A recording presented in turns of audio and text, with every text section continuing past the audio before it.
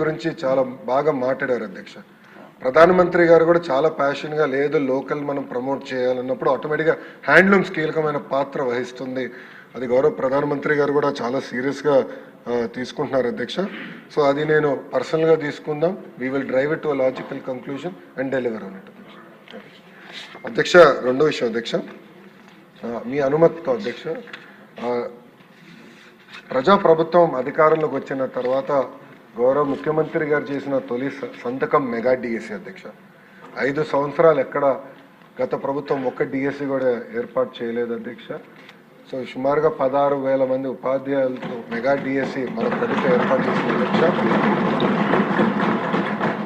ఇక్కడున్న గౌరవ సభ్యులందరి సహకారంతో 2025లో నోటిఫికేషన్ చేశాం, ఎగ్జామ్స్ నిర్వహించాం, సర్టిఫికేట్ వెరిఫికేషన్ చేశాం.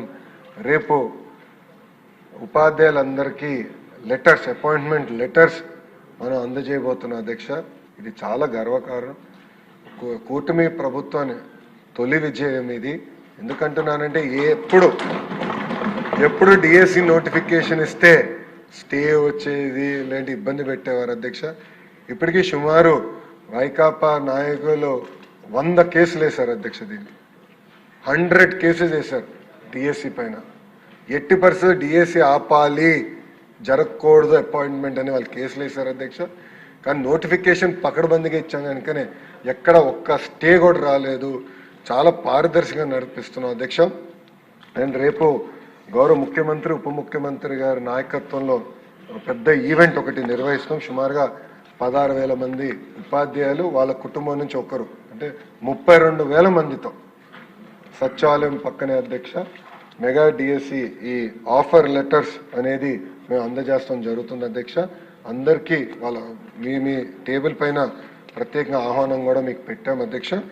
దాంట్లో కూడా మీకు ఒక్కొక్క జిల్లాకు ఒక జోన్ ఏర్పాటు చేస్తాం. సో గౌరవ ఎమ్మెల్యేలని ఎంపీలని కూడా నేను కోరింది ఏంటంటే ఆ జోన్లో అందరు కూర్చుంటే, ఎందుకంటే వాళ్ళు వచ్చి మీ దగ్గరనే పనిచేస్తారు, మీ పాఠశాలలోనే ఉంటారు కనుక ఒక అనుబంధం ఏర్పడాలనే ఆలోచనతోనే ఇది ఏర్పాటు చేసాం.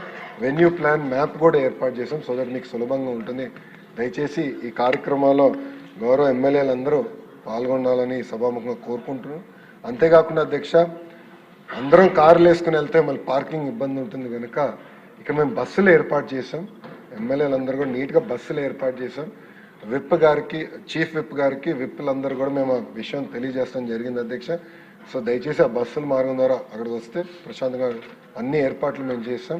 ఈ కార్యక్రమం జయప్రదం చేయవలసిందిగా ఈ సభాముఖంగా మేము గౌరవ సభ్యులందరినీ కోరుకుంటూ, కొంతమంది సభ్యులు అంటే ప్రతిపక్ష పార్టీకి చెందిన గౌరవ సభ్యులు ఈ సభలో లేరు అధ్యక్ష.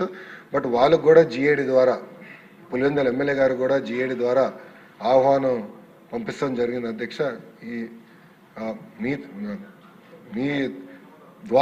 మీ ద్వారా వాళ్ళని ఆ కార్యక్రమం